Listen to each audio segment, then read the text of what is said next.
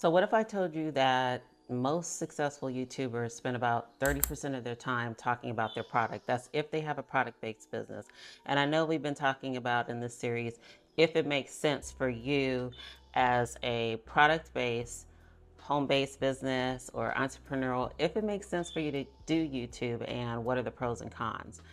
And we have a bird with us. There are a few birds out and the window's open. I'm gonna leave it open and I think we can make it work. So stay with me because in the next 8 minutes or so, I'm gonna share with you 6 strategies that can actually increase your conversion rates because that's what we want, right? We want conversions and you can do it in a few months and you actually don't have to spend any more time than you think. Strategy number 1, the 70-30 rule. What that means is 70% of your content really should not be about a hard sell, like trying to sell somebody something all the time. It really should be sharing, teaching, maybe showing your process of how you do things, and even entertaining. You know, a lot of times just showing something else that isn't a hard sell will make people want to engage with you more and actually go deeper to see what it is you do and have to offer. I've heard a lot of people say like they do the opposite. When they started, they were kind of trying to hard sell and just jump right into something. But when they flipped the script, their views went up, their subscribers went up, and their sales went up. So look at the percentage of time when you're putting out content, how much of it is entertaining or teaching or sharing something that you think really gives someone value, as opposed to just saying, oh, here's my t-shirt, buy it, or, you know, this t-shirt is the greatest and latest. So a good example is, do you ever see some channels where it seems like just every single part of their video is a sales pitch, like from the beginning, middle, and end? And those channels sometimes, yeah, they have good numbers and sometimes they do well, but it takes a lot more time.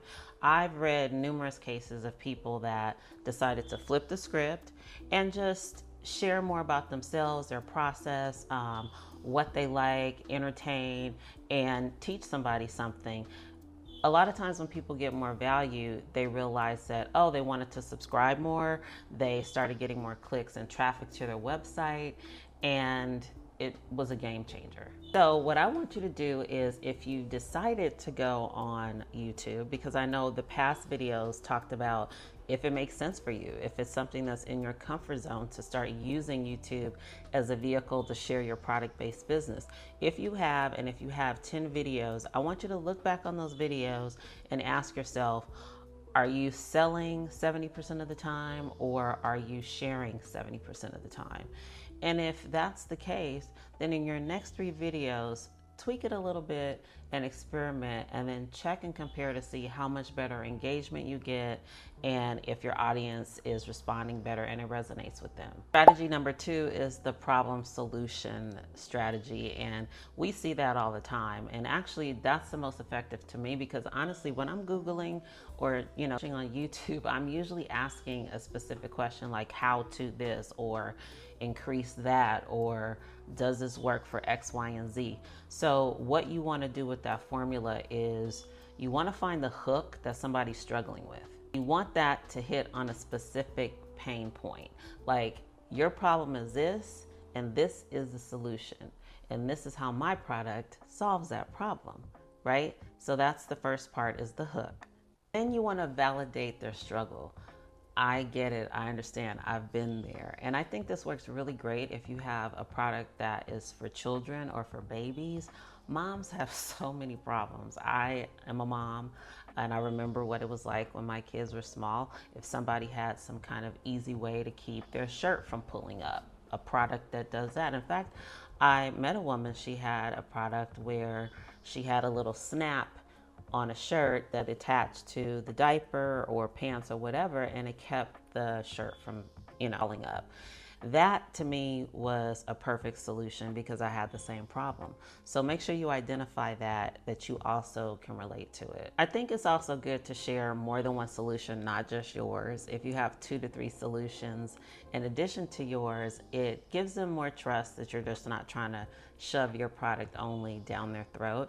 Although it may be appropriate for some things, like if you're doing something that's kind of techy, or you create an app for people that want to work out and lose weight, You maybe compare some other options and say, hey, well, if you have this body type, maybe you want this kind of app. But if you have this body type, or if you're struggling with this, or if you're in this age group or bracket, my app would be perfect for you. And here's why.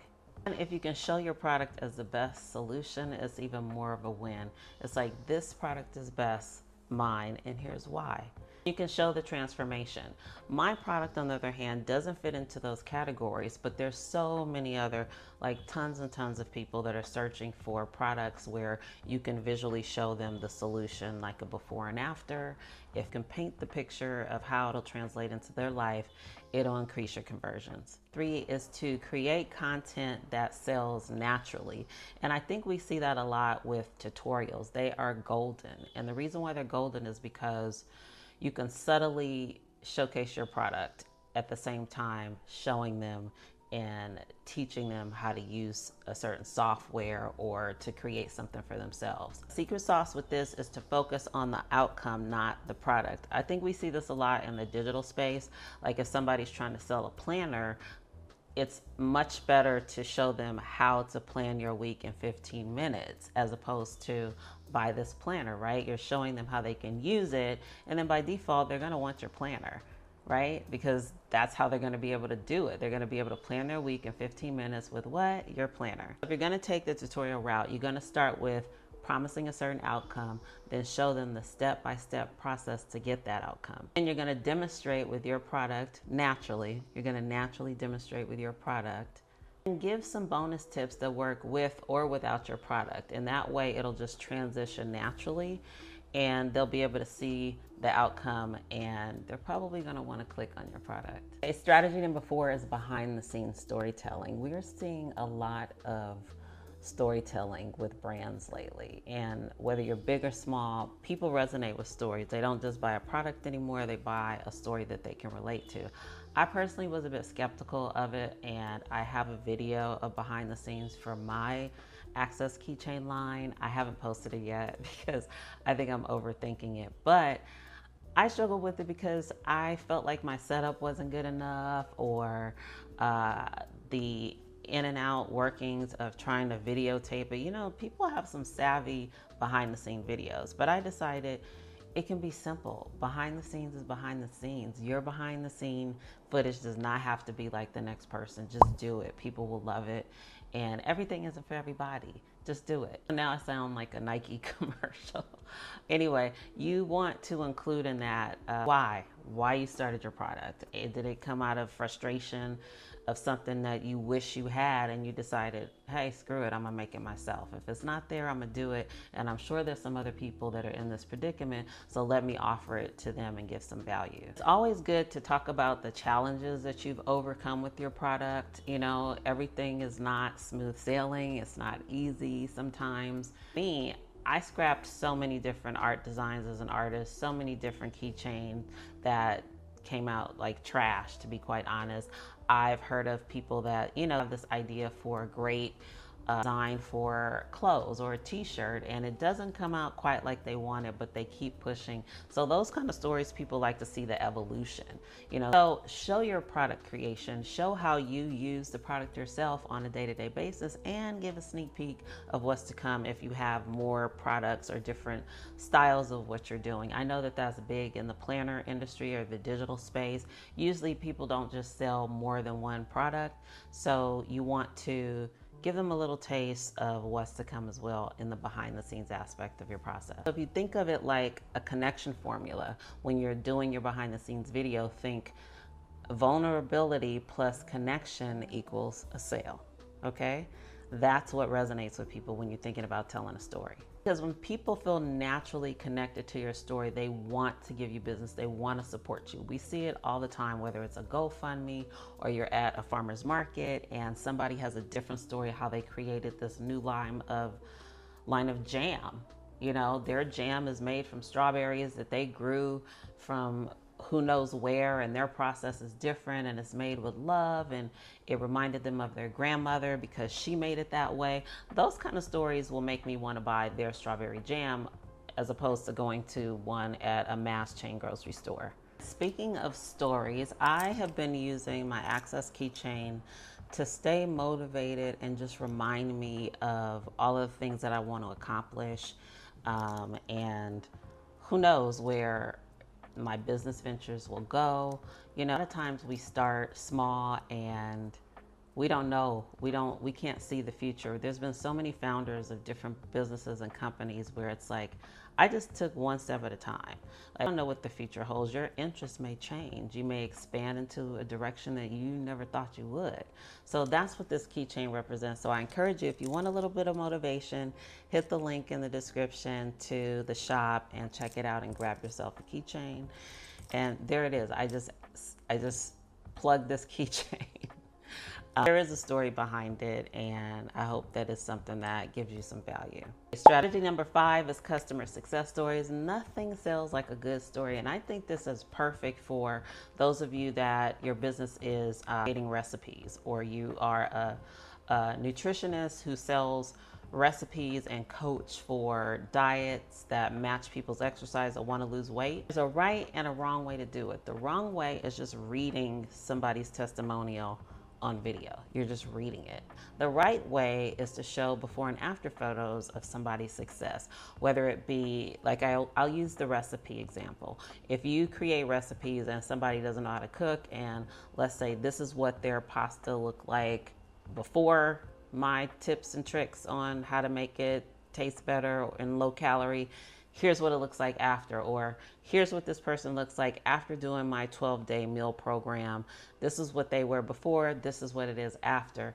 Get people to share some of their photos if they're not comfortable going on video, but always get permission if you do that. Good framework for telling a customer story would be to show where they started, and then show what they tried before that didn't work. Include how they found out about you, how they discovered you. Include their experience with your product and where they are now.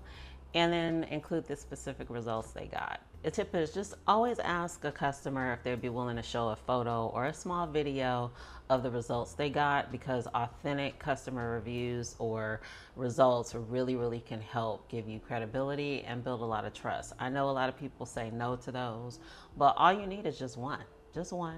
And you can put it in a long form or a short form, and you'll be surprised how much value people get out of it. Last but not least, strategy 6, content pillars that create a customer journey. So what does that mean? Your content should naturally lead your customer to a journey that leads to your product. So you're gonna start with your customer's world. You wanna get into their mind, like what is their problem? What is their pain point? What is their issue? The better you can help them identify their product, the more they're going to pay attention and the more they're going to be interested. That's your opportunity to educate them, provide education, provide solutions, and then you're going to demonstrate. You're going to demonstrate how your product or service solves that problem. And you're going to present your product and ask for them to give it a try. You do have to ask for the business. When I say naturally, it doesn't mean you don't ask, but you want to just make sure it's authentic and not too salesy, and you just come out the gate asking like, hey, buy my skincare product. And actually, let's use a skincare product as an example. If you have your own skincare product, you're gonna pick something specific that they can understand, and you're gonna make it clear that you understand that problem. Move into educating them about the ingredients in your product. You know, why they're natural, why you chose certain ingredients over others, and how it affects the skin to solve the problem, whether it be moisture, acne, whatever it is. So how do we do all of this when you're already busy? It sounds like a lot, and I know a lot of my content deals with, and if there's a certain routine you recommend, you can have a routine story and walk them through what the routine would be. Then you throw in some transitions of how your skin looks more moisturized after using their product, and then show them how to apply your product. Maybe your application is different because of the ingredients. Maybe you put it on damp skin as opposed to dry skin. Those are the things that you're incorporating into having the customer go on to a journey that leads them to buying your product. A solopreneur, when you're doing it as a side hustle or after work on the weekends, and it goes back to the same things, really being consistent, making sure that you batch things as much as you can, repurpose content as much as you can. That's going to save a lot of time. Just staying consistent. It's not going to be perfect. Your videos are not going to be perfect. I said your videos aren't going to be perfect, right? So just be consistent and keep putting it out there. You'll find your audience. Your audience will find you. That doesn't mean that you don't take it serious and you track your success. You do need to have some kind of measure to see what is working, what isn't. So that would be, again, since we're talking about a YouTube channel, you're gonna look at your metrics. You're gonna look at watch time increasing, which videos are performing better, what is the click-through rate, are your subscriber count going up? You know, that'll be an indicator as well if what you're doing is kind of resonating with the audience. A lot of times you need some time though. I'd say give it 10 videos because that's where you really have something to compare to. And there's a little pattern there where you can see, okay, well, these 3 videos performed well, these 7 didn't. Let me focus and double down on what I did on these 3 videos. You can find all of this easily in YouTube Studios. I say just check it once a month. Once a month is simple, it doesn't take much time, and you can see everything you need to know in YouTube Studio. If you need a little bit of motivation or a little bit of just help with some advice on how to get started, if you're like most of us that are just trying to get something started, you have a dream, you want to get it started, I have a guide. It's called Small Moves, Big Dreams. It's a really short guide. It's free. It's just something to kind of get your juices flowing, to get you going and get the ball rolling. So check it out, grab it. It's my gift to you as a thank you for taking the time to watch the video, and I'll see you in the next one. Bye.